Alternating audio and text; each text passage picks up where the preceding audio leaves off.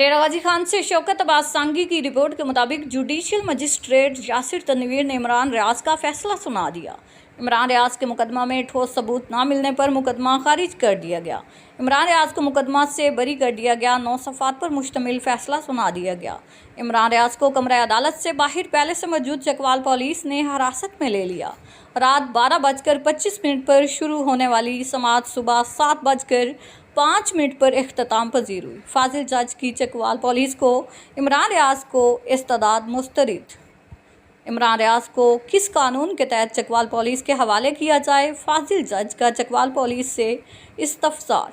Chakwal police ने मरवजा कानूनी तरीक़ेकार अख्तियार नहीं किया। फाजिल जज की चकवाल पुलिस को सरजनिश।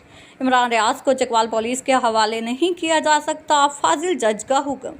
इमरान रियाज ने कमरा अदालत के बाहर रज़ाकराना तौर पर अपनी मर्ज़ी से चकवाल पुलिस को गिरफ्तारी दे दी।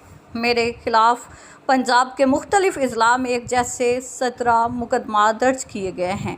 इमरान रियाज की अटक की अदालत से रिहाई के बाद मीडिया से बातचीत।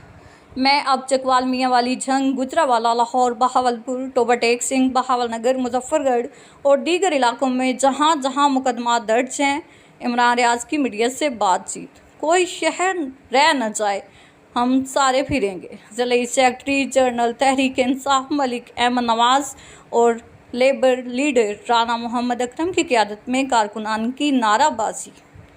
इमरान रियाज गिरफ्तारी के बाद चकवाल पुलिस की हिरासत में रवाना। अदालत की कार्रवाई मुसलसल 7 और मजमूई तौर पर 10.5 घंटे जारी रही।